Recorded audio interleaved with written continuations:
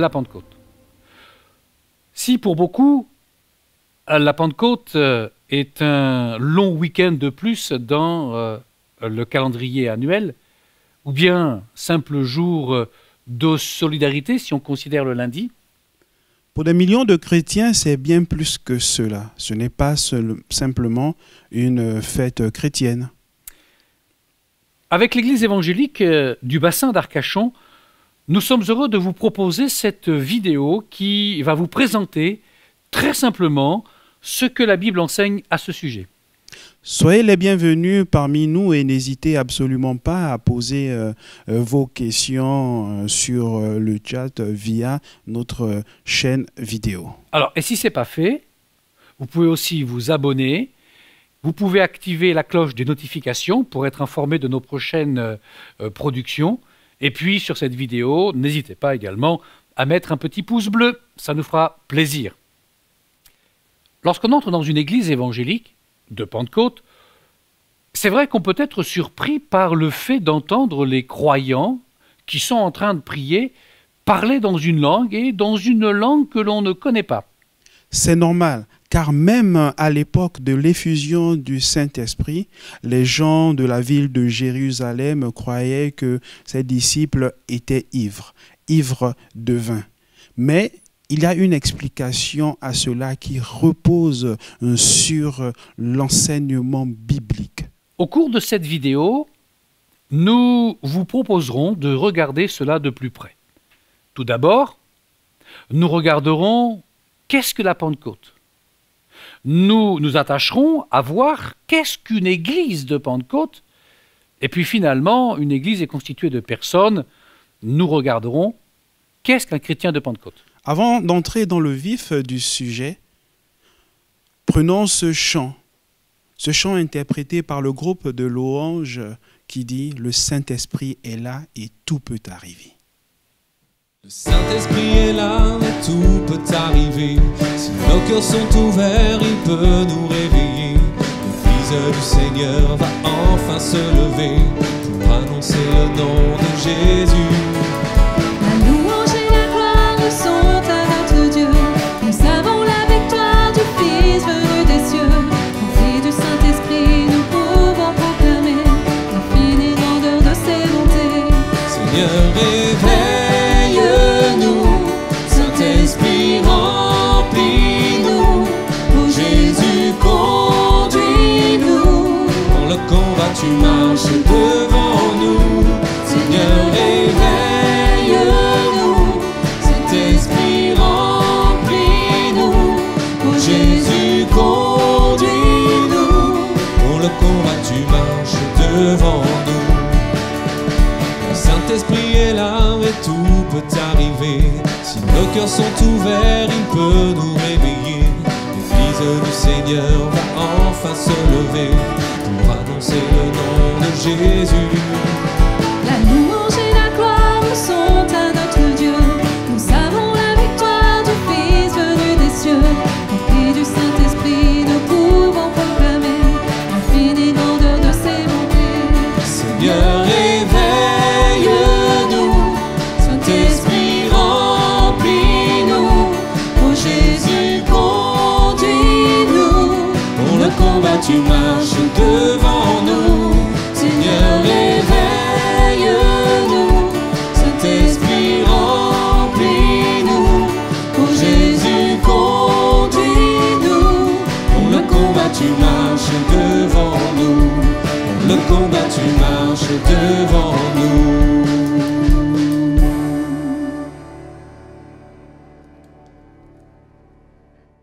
Le Saint-Esprit est là et tout peut arriver. Audrey, c'est un chant qui me tient particulièrement à cœur parce que je l'ai expérimenté à plusieurs reprises. Quand Dieu est là, quand l'Esprit de Dieu est là, eh bien, il se passe des choses extraordinaires. Nous pouvons alors nous poser la question de savoir qu'est-ce qu'est la Pentecôte. Tout d'abord, quelle est l'origine même de cette fête? Voyons avant le chapitre 2 du livre des Actes des Apôtres, dans le Nouveau Testament, on n'en entend pas parler. C'est vrai que avant cet événement, on n'entend pas trop parler de la Pentecôte. Mais pour cela, il faut revenir à l'Ancien Testament. Dans l'Ancien Testament, le livre de l'Exode, par exemple, chapitre 23, il est parlé de la fête de la moisson. Un peu plus loin, au chapitre 34, il est parlé de la fête des semaines. Mais on peut lire ce texte aussi dans le livre du Lévitique, chapitre 23, les versets 15 à 16. Il est dit, depuis le lendemain du sabbat, du jour où vous apporterez la gerbe pour être agitée de côté et d'autre, vous compterez 7 semaines entières. Vous compterez 50 jours jusqu'au lendemain du 7e sabbat et vous ferez à l'Éternel une offrande nouvelle. Pour savoir à l'Israélite, quand il devait commencer à célébrer cette fête, le texte que tu viens de lire, Audrey, nous dit qu'il fallait compter 7 semaines entières, soit 50 jours. Exactement. 50 jours après la fête de Pâques, c'est-à-dire fête de Pâques qui se situait à peu près au 3e mois du calendrier hébraïque. Ces 50 jours sont alors à l'origine même du mot Pentecôte, que nous retrouvons, oui, d'après la traduction grecque dans l'Ancien Testament. Alors quand on lit le texte que tu viens de parcourir pour nous, on peut souligner le fait que la célébration de Pentecôte était donc une fête de réjouissance durant laquelle on offre à Dieu les prémices de notre travail. Mais c'est aussi une fête durant laquelle on rappelle la libération d'Égypte, alors qu'on retrouve également dans le livre du Deutéronome au chapitre 16. Tout à fait. Comment peut-on alors faire le lien entre cette fête et le baptême du Saint-Esprit? Effectivement, même si nous ne connaissons pas la Bible, pour beaucoup, nous savons que la Pentecôte est en relation avec le Saint-Esprit. Et peut-être qu'il est là important de resituer ce qu'est le Saint-Esprit ou qui est le Saint-Esprit. Le Saint-Esprit est une partie intégrante de ce qu'on appelle la Trinité divine. Il a les attributs divins. Il est présent dès les premiers versets du livre de la Genèse et on le voit agir tout au long de l'Ancien Testament. Il serait alors intéressant de rappeler le mode d'action du Saint-Esprit. Ah oui, tout à fait. C'est vrai que c'est assez particulier. Dans l'Ancien Testament, le Saint-Esprit, eh bien, on le voit, il ne faisait que saisir pour un temps une personne pour une mission spéciale. Ça pouvait être un roi, ça pouvait être un sacrificateur, ça pouvait être un juge, ça pouvait être un prophète. Nous avons des personnes comme le célèbre roi David, ou bien comme Samson, qui est connu pour la force colossale qui est la sienne. Pasteur Vincent, comment cette fête juive est-elle devenue une fête chrétienne? Nous sommes dans le livre des Actes, chapitre 2. Et il ne faut pas oublier que les environ 120 qui étaient là, réunis dans cette chambre haute, l'étaient parce que Jésus leur avait dit de rester à Jérusalem, mais aussi parce que c'était la célébration de cette fête-là. Et Dieu a voulu utiliser cette fête-là pour marquer la naissance d'une ère nouvelle. Les disciples sont là, dans cette pièce, en réponse à l'ordre de Jésus qui leur avait fait une promesse avant de remonter au ciel. Ça me fait penser à un texte biblique dans Actes 1, 4. Nous le lisons? Allez. Comme il se trouvait avec eux, il leur recommanda de ne pas s'éloigner de Jérusalem, mais d'attendre ce que le Père avait promis, ce que je vous ai annoncé, leur dit-il. Ce que le Père vous avait promis. C'est ainsi que va s'ouvrir ce formidable chapitre 2 du livre des Actes. Verset 1er au verset 4.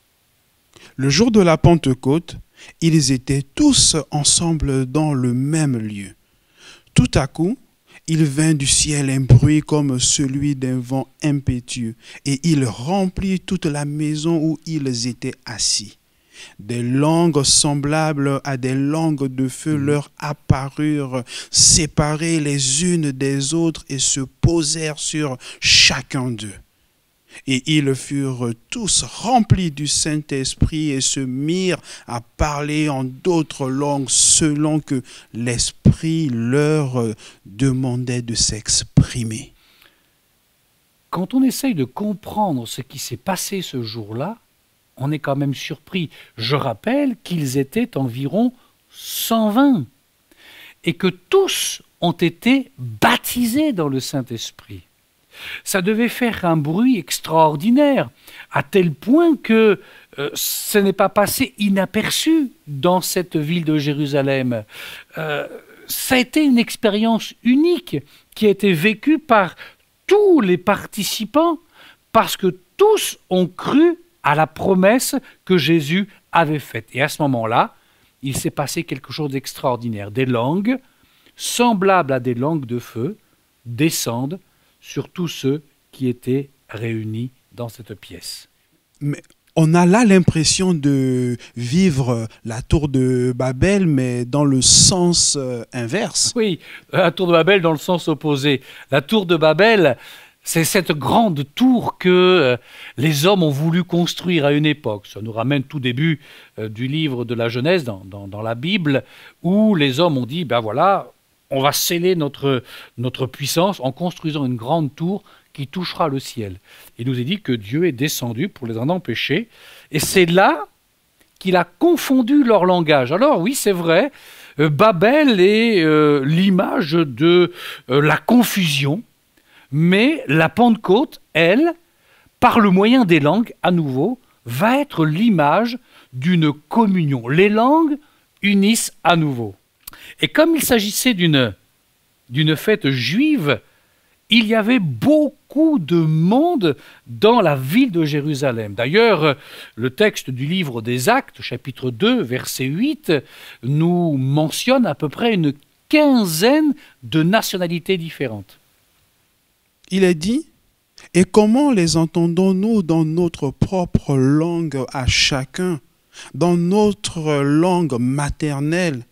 En Parthes, Mèdes, Élamites, ceux qui habitent la Mésopotamie, la Judée, la Cappadoce, le Pont, l'Asie, la Phrygie, la Pamphylie, l'Égypte, le territoire de la Libye voisine, de Cyrène, et ceux qui sont venus de Rome, juifs et prosélytes, crétois et arabes.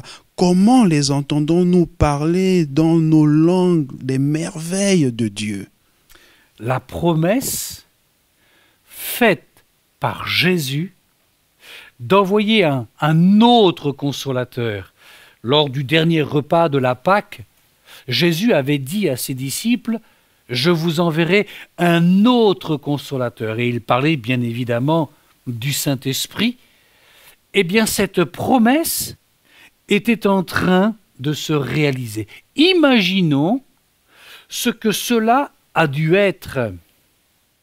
Au bruit qui eut lieu, la multitude accourut et elle fut confondue parce que chacun les entendait parler dans sa propre langue. C'est toute la foule de la ville de Jérusalem qui a été attirée par ce feu de l'Esprit. Et ce qui les a marqués, c'est qu'ils les entendaient parler dans leur propre langue des merveilles de Dieu. Dieu était en train de manifester sa présence. Sur ces paroles, Dieu manifestait sa présence. Nous allons faire une pause musicale pour écouter ce titre.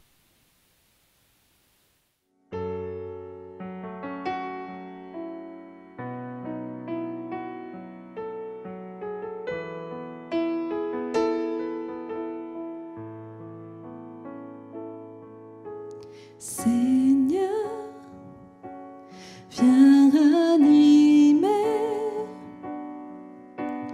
le feu que tu as mis en moi. Toi seul peux m'éclairer. Viens, Seigneur, m'ouvrir les yeux. Oh, manifeste ta présence et convainc-moi de ta puissance. Revêt-moi de ta sainteté, surprends-moi par ta beauté.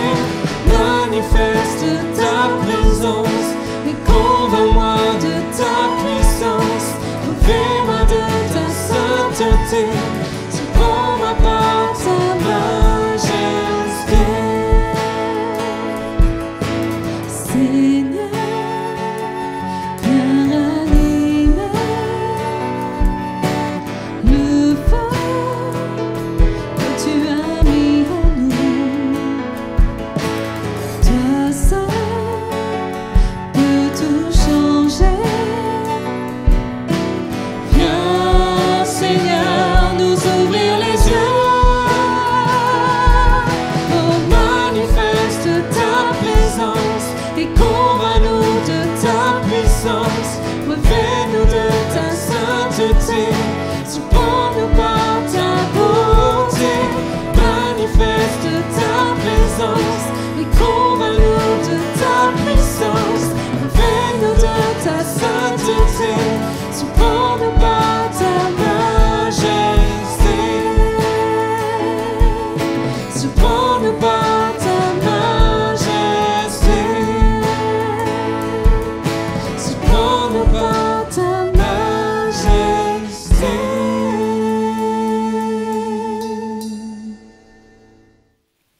Convainc-nous de ta puissance. Nous assistons là à la manifestation même, à la puissance de Dieu. C'est une merveilleuse naissance, celle de l'Église. Et cette Église est pentecôtiste. Pouvons-nous, pasteur, dire que toutes les églises évangéliques sont pentecôtistes? Alors, non, bien évidemment, il y a des églises qui ont choisi, qui ne sont pas charismatiques ou pentecôtistes. Cette question me fait penser un petit peu à cette femme que j'avais rencontrée il y a bien d'années de cela, lors du pèlerinage protestant militaire de Mialet.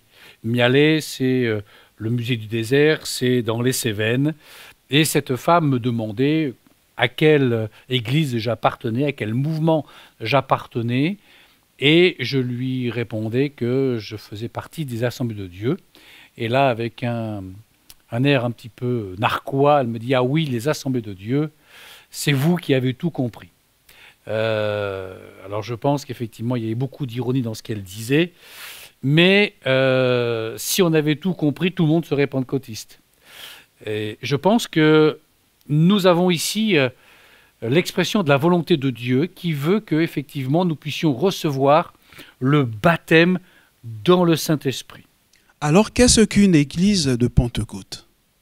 Une église de Pentecôte, c'est une église qui croit et qui pratique les dons spirituels par l'expérience du baptême dans le Saint-Esprit et, ce qui est très important, avec comme signe initial le parler en langue.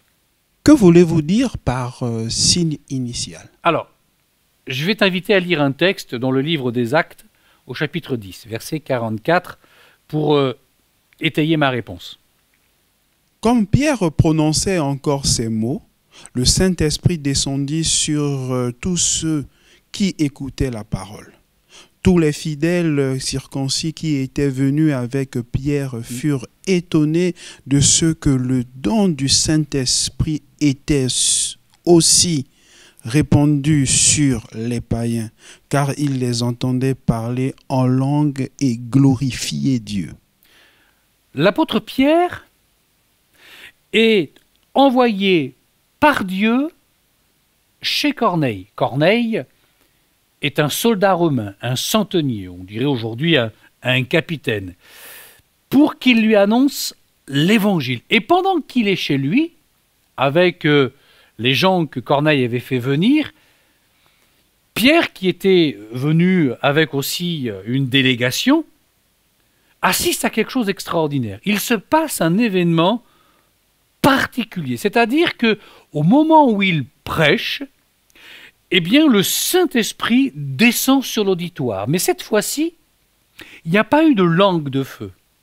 Toujours est-il que Pierre et ceux qui sont là ont compris que ces hommes ont été baptisés dans le Saint-Esprit. Regarde le verset 46. Comment est-ce que Pierre a-t-il su que ces hommes étaient baptisés dans le Saint-Esprit? Car il les entendait parler en langue et glorifier Dieu. Il les entendait. Il y a donc un signe vocal, un phénomène audible que l'on va pouvoir définir au travers de deux termes. Alors deux termes peut-être un petit peu compliqués, mais qui vont nous aider à comprendre ce qu'est le parler en langue. C'est la glossolalie et la xénolalie. Le premier terme va désigner l'action de parler en langue sans qu'il y ait forcément une compréhension de la part de celui qui parle en langue, voire de celui qui écoute. Et puis le deuxième terme, la xénolalie, xéno c'est étrange, étranger, c'est la faculté de pouvoir parler une langue étrangère sans l'avoir apprise. C'est ce qui s'est passé pour beaucoup le jour de la Pentecôte, quand il est dit « Comment les entendons-nous parler dans nos langues des merveilles de Dieu ?» Il faut faire une différence entre le don du parler en langue et le signe du parler en langue. Il y a un parler en langue qui ne nécessite pas d'interprétation. On ne parle pas et on ne parle jamais de traduction.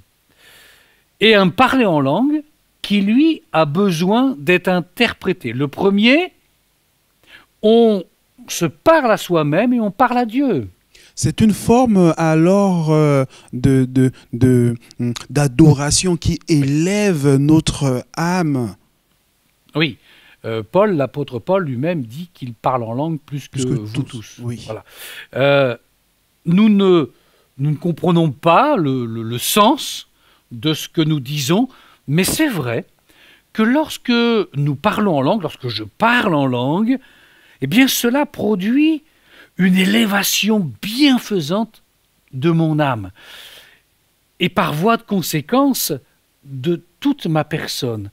C'est un puissant relais à l'adoration quand les mots de ma langue naturelle, de ma langue vernaculaire ne suffisent plus pour louer Dieu, pour l'adorer. On est submergé par une vague de puissance. S'agit-il là du signe même du baptême dans le Saint-Esprit et celui qui doit être interprété?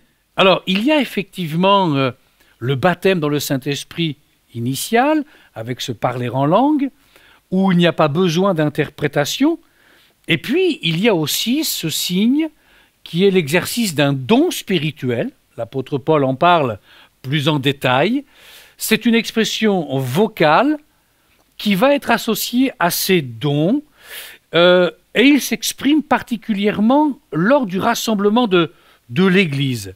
Dans le déroulement d'un culte, il y a des participants qui sont là et puis à un moment donné, quelqu'un parle en langue. Et on se tait, on attend. Pourquoi? Eh bien parce que Dieu a quelque chose à dire. Et ça va permettre à une personne qui a reçu de Dieu une pensée particulière de pouvoir la communiquer. Les langues vont à ce moment-là être comme un tremplin pour donner un sens à ce qui est dit de façon à ce que l'Église en soit édifiée. C'est un des autres dons dont l'apôtre Paul parle dans l'Épître aux Corinthiens. C'est ce qu'on appelle l'interprétation des langues. Merci pour ces explications, pasteur. Nous laissons maintenant le groupe de louanges nous interpréter ce chant « Que ce lieu soit visité ».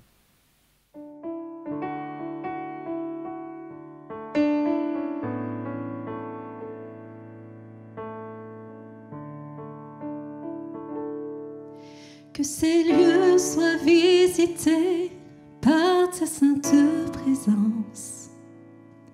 Que ces lieux soient balayés par le vent de ton esprit.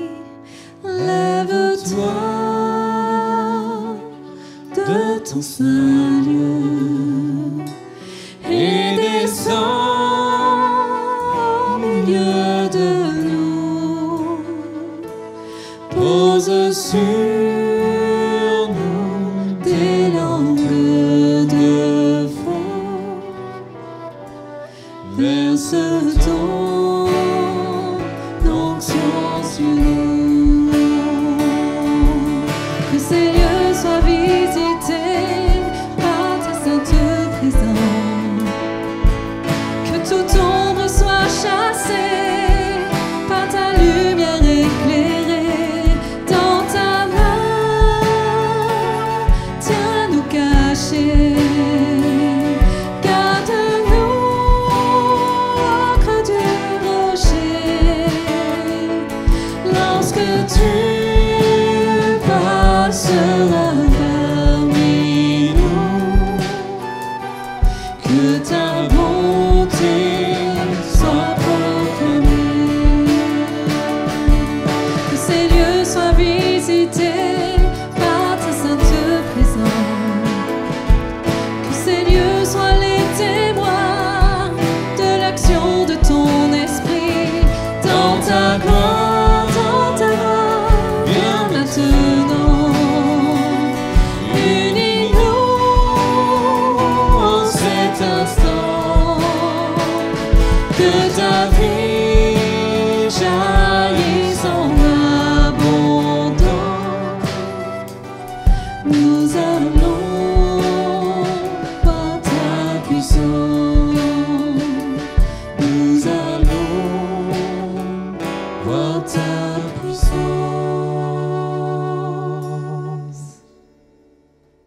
Après ce chant, nous verrons maintenant le dernier point. Qu'est-ce qu'un chrétien de Pentecôte? Alors, ce que n'est pas dans un premier temps un chrétien de Pentecôte, c'est pas simplement un chrétien rattaché à une église de Pentecôte, mais c'est un croyant qui a fait l'expérience du baptême dans le Saint-Esprit. Au début du livre des Actes des Apôtres, Jésus va leur parler d'une expérience particulière et qu'il va comparer à l'expérience du baptême d'eau. Jean, dira-t-il, nous sommes au chapitre 1er du livre des Actes et verset 5, a baptisé d'eau, mais vous, dans peu de jours, vous serez baptisés du Saint-Esprit. On y trouve la notion de baptême qui fait appel à une expérience personnelle faite par celui qui se convertit à Jésus-Christ. Il marque là son engagement à suivre le Seigneur par l'immersion totale et physique dans l'eau. Oui, effectivement, nous pouvons vraiment parler d'une immersion. Alors, pas au sens physique, mais une immersion spirituelle. Aujourd'hui, on compte à plus de 600 millions de chrétiens évangéliques pentecôtistes. Ils s'appellent Myrna, Martine, Anne-Sophie ou Daniel. Nous vous proposons d'aller à leur rencontre, les entendre nous parler de leur expérience personnelle dans le baptême du Saint-Esprit. Bonjour, je m'appelle Myrna. Bonjour, je m'appelle Anne-Sophie. Bonjour, je m'appelle Martine. Bonjour, je m'appelle Daniel.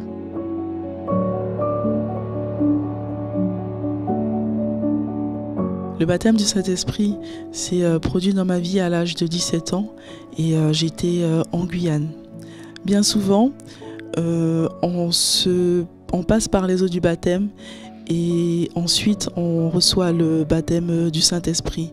Moi, en fait, ça a été une expérience différente. J'ai reçu le baptême du Saint-Esprit avant le baptême d'eau.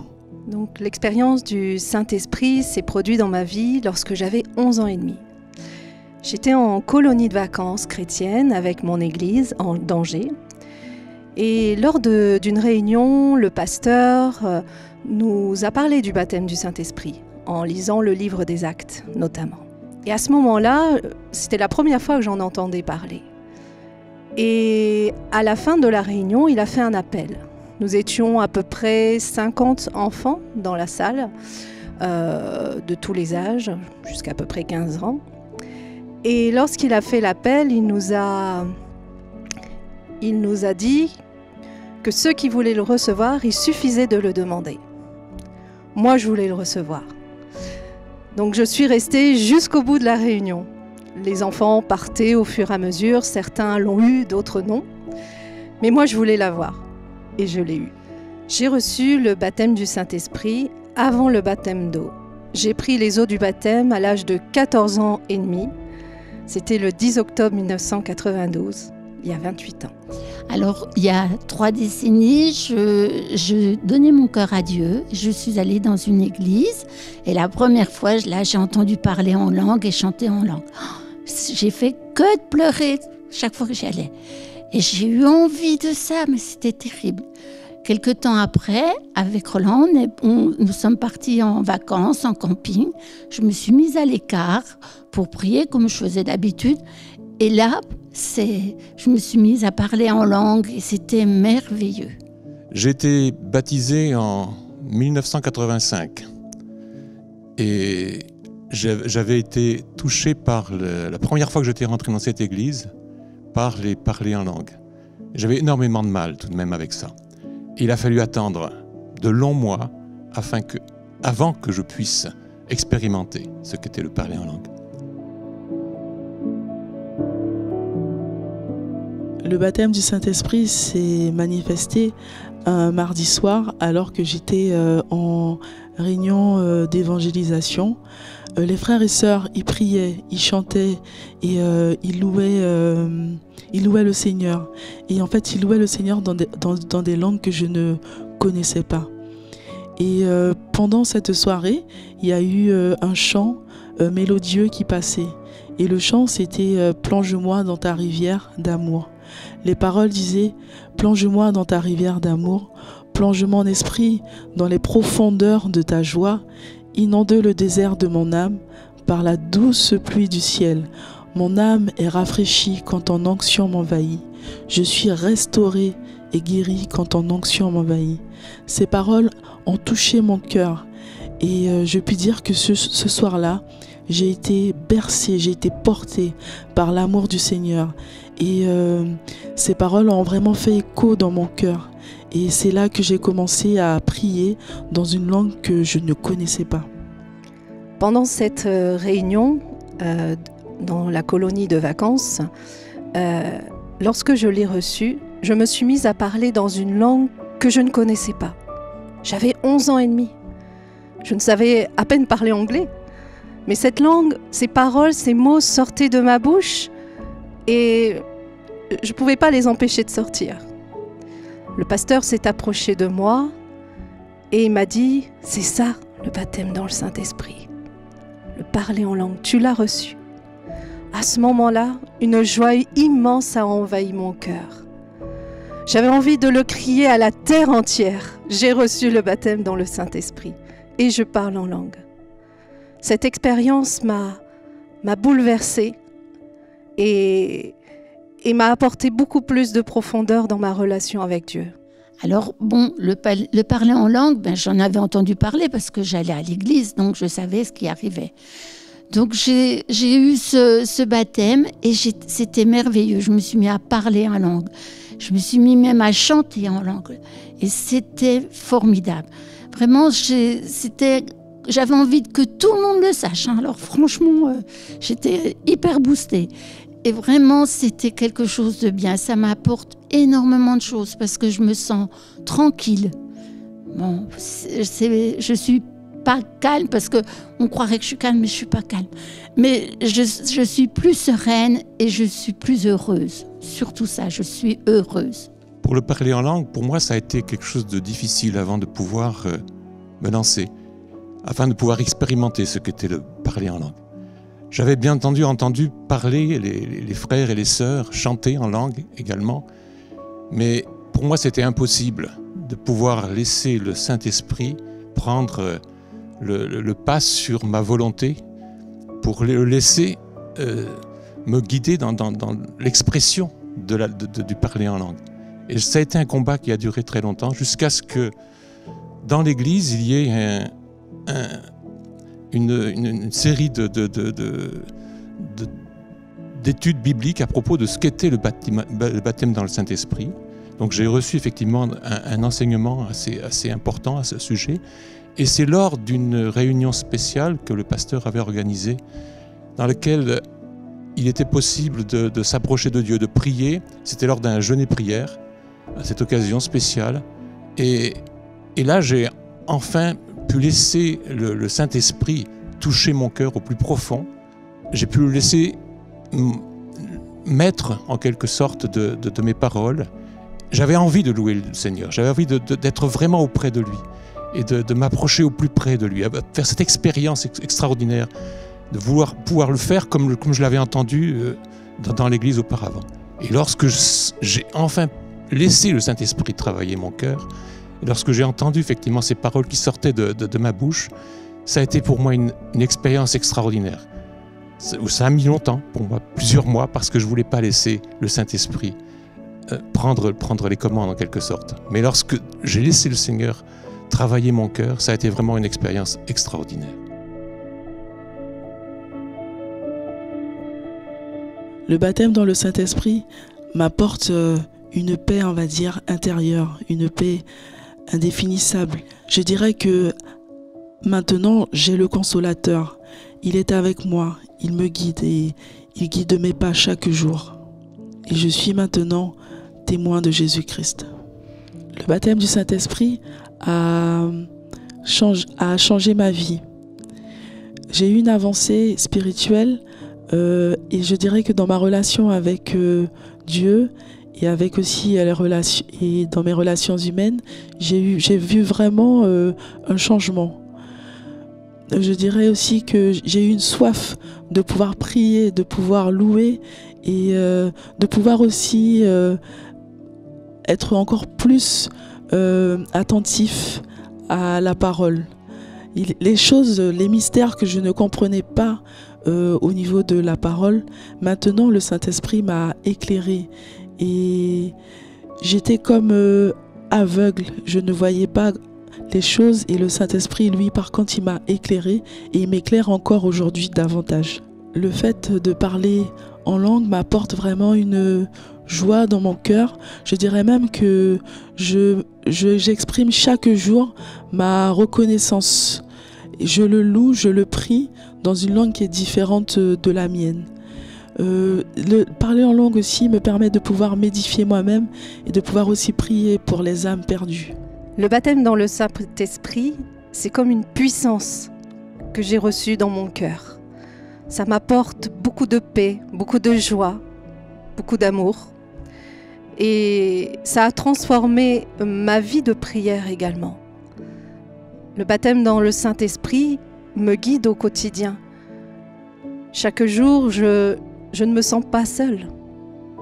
Je sais qu'il est là, en moi, dans mes décisions, dans ma vie de prière, dans ma lecture de la parole. Je suis éclairée. En tant que leader de louange dans mon église, le baptême du Saint-Esprit m'aide et me guide dans le choix des chants. C'est très important pour moi. Je veux que les chants choisis puissent venir de Dieu en fait, et puissent être guidés par Dieu. Parce que je sais qu'ainsi, ils seront en accord aussi avec le message qui sera proclamé, mais également les personnes dans la salle qui viendront écouter, ou même ceux qui réécouteront le message, seront davantage touchés. Nous l'avons vu, les chants peuvent toucher de nombreuses personnes. Donc il est important d'y mettre un point d'honneur.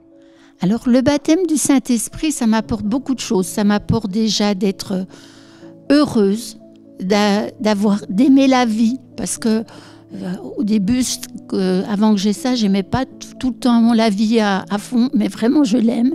Ça m'apporte une paix et puis ça me donne une joie, mais c'est plus qu'une joie.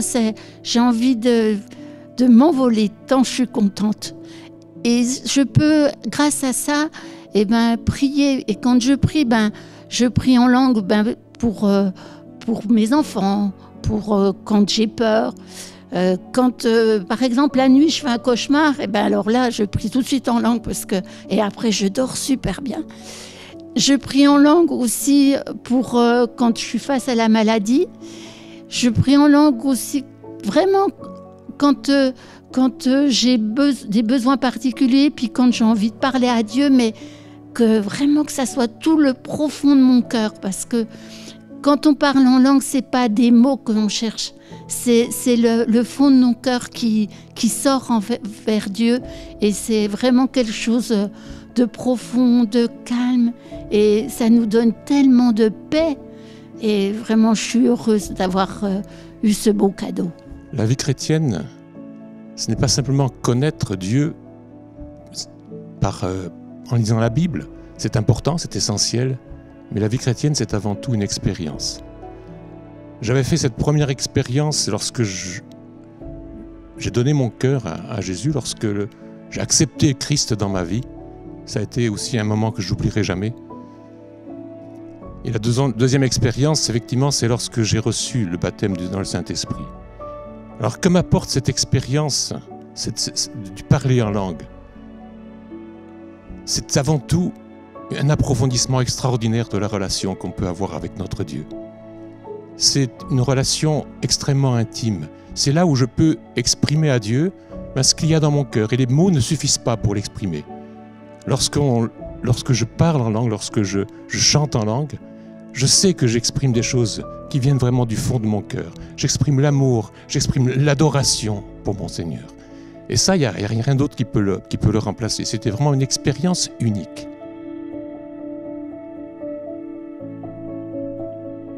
Je pratique fréquemment le parler en langue dans tous les domaines de ma vie, que ce soit avec mes amis, que ce soit à l'église, je dirais aussi dans des occasions qui sont particulières, quand je cuisine, quand je me balade et aussi quand je chante aussi des louanges au Seigneur. Tous les jours, je pratique le parler en langue. Dans mon temps de prière, dans mon temps lorsque je suis avec Dieu, dans sa parole, lorsque je me balade en forêt, lorsque je suis chez le médecin dans la salle d'attente, je prie régulièrement pour les personnes qui sont présentes, mais je me sens poussée également à prier en langue. Alors bien sûr, je ne prie pas tout haut, je ne vais pas parler en langue tout haut, mais dans mon cœur, dans ma tête, ces mots sont là. Et également, lorsque le dimanche à l'église ou lors d'une réunion, je pratique les dons spirituels. Lorsque je loue le Seigneur, le parler en langue vient. Alors, je pratique le parler en langue tous les matins avant de me lever. C'est la première chose que je fais. J'ai pas posé le pied par terre que ça. J'ai déjà commencé à prier et à parler en langue. Je le pratique pour prier pour des choses bien particulières, aussi pour prier normalement. Et je chante en langue dès que je suis toute seule dans l'appartement. Parce que j'aime bien chanter en langue, puis c'est des mélodies tellement jolies que je ne connais pas et ça me fait un bien fou.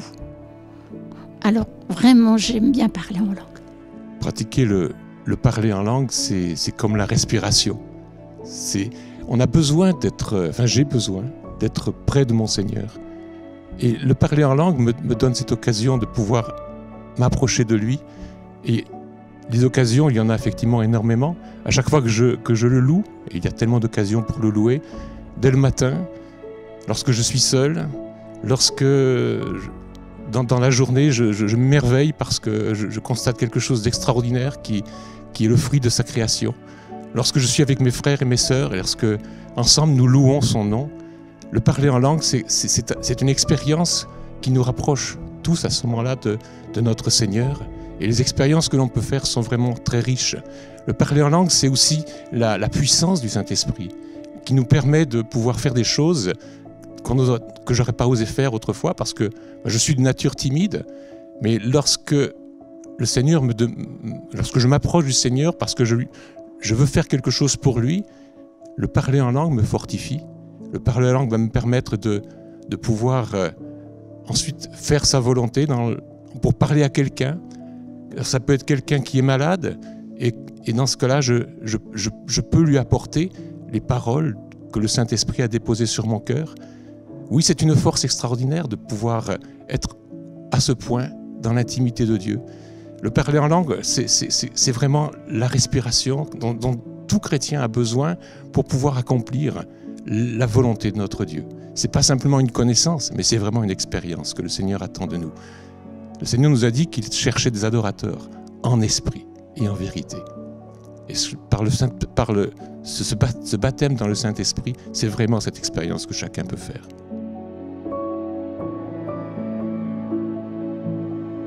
Chers auditeurs, je dirais que le baptême du Saint-Esprit est une expérience à vivre.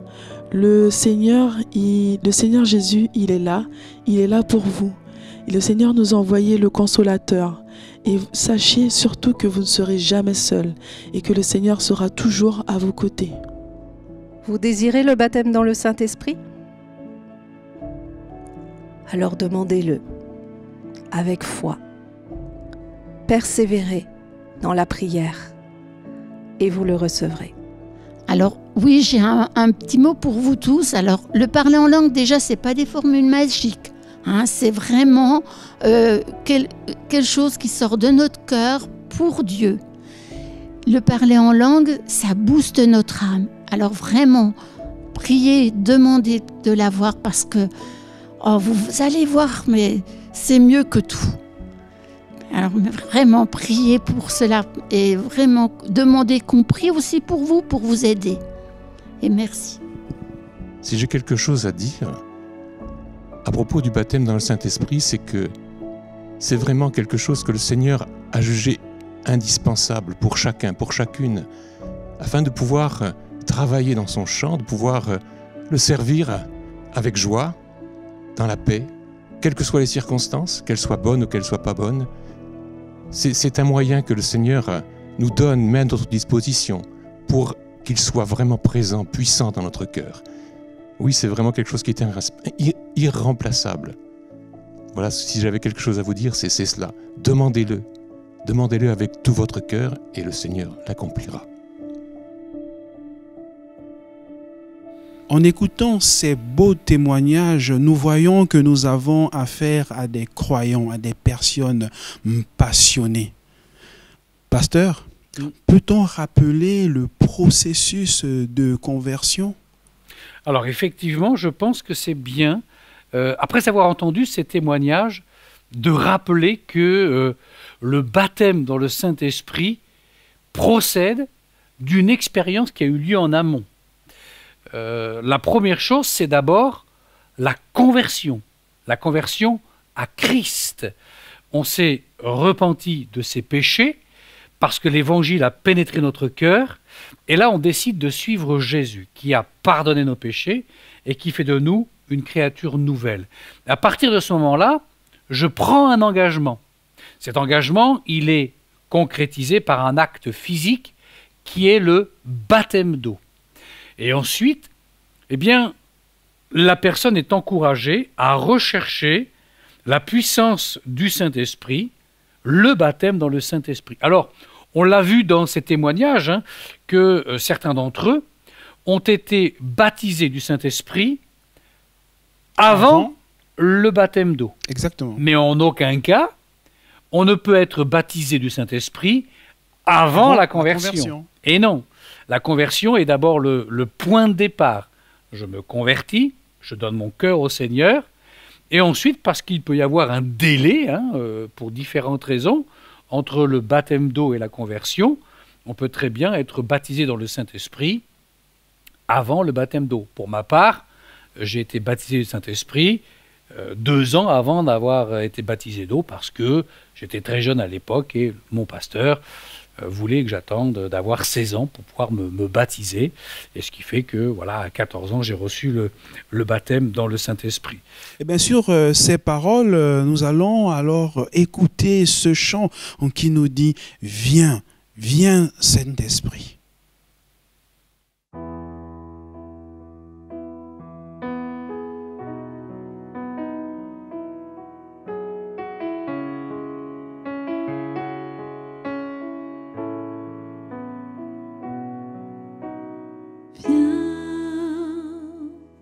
Saint-Esprit, viens par ton vent, remplis le temple que je suis, oh viens. Saint-Esprit, souffle puissant, brise d'amour, courant de vie, souffle sur moi, souffle sur moi, souffle sur moi, souffle sur moi, souffle sur moi, souffle vent de Dieu. Viens, Saint-Esprit, viens par ta pluie, mouiller la terre que je suis. Oh, viens, Saint-Esprit, flot impétueux, source d'amour, fleuve de vie, coule sur moi, coule sur moi, coule sur moi, coule sur moi, coule sur moi, coule pluie de Dieu.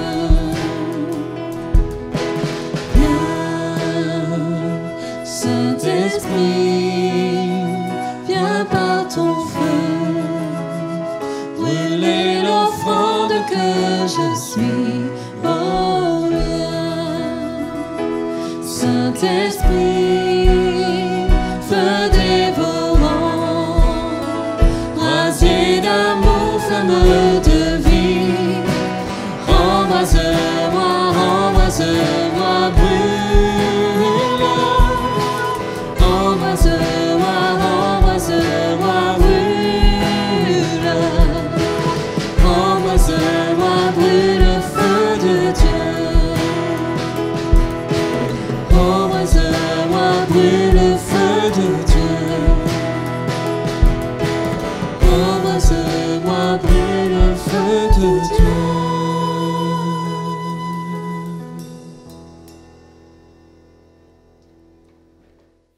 Eh bien, nous voici arrivés au terme de ces instants. Nous avons été heureux, Audrey et moi, de pouvoir nous entretenir sur ce qu'est la Pentecôte, sur ce qu'est une église de Pentecôte, et surtout, avec ces témoignages que nous venons d'entendre, sur qu'est-ce qu'un chrétien de Pentecôte.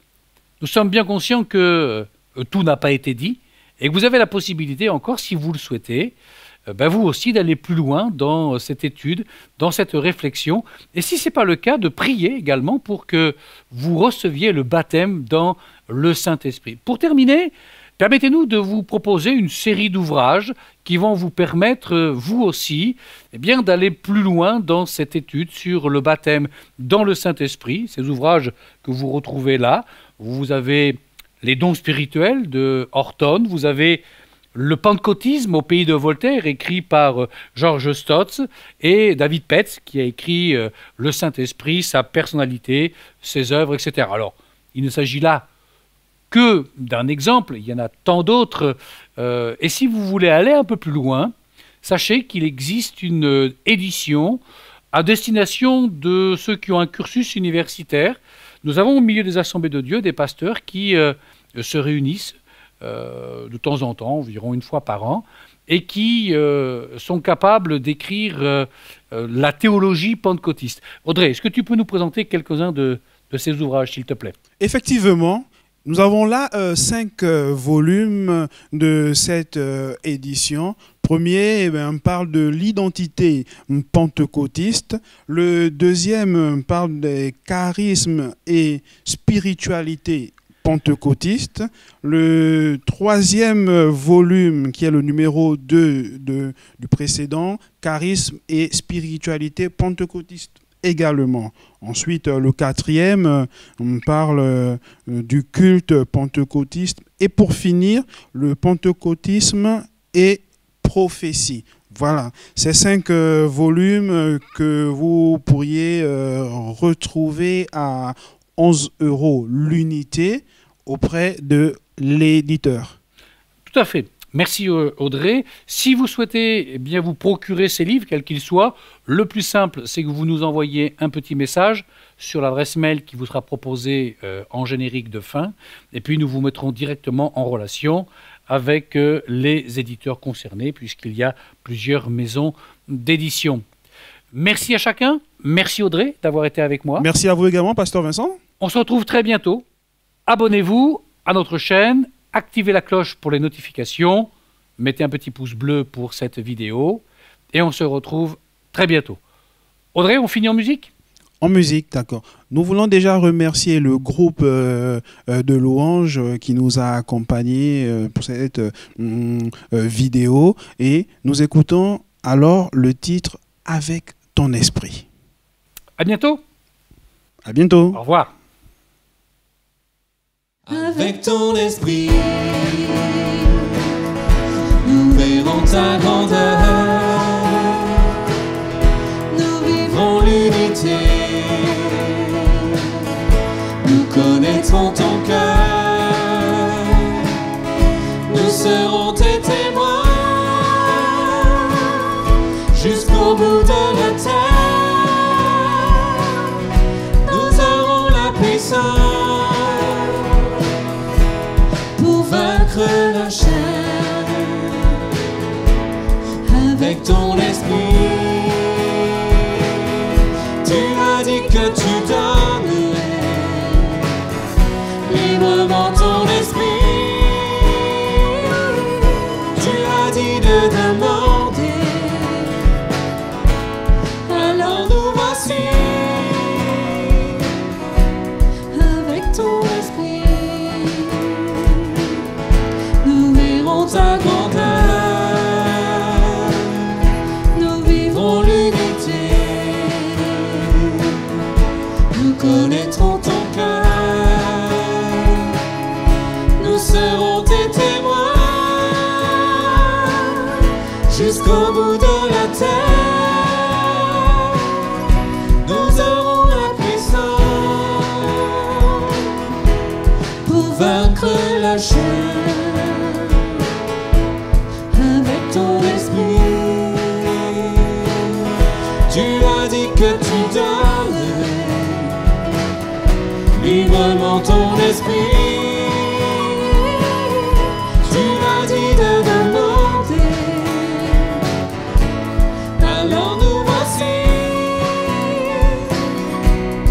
avec ton esprit, avec ton esprit. Avec ton esprit, avec ton esprit, avec ton esprit,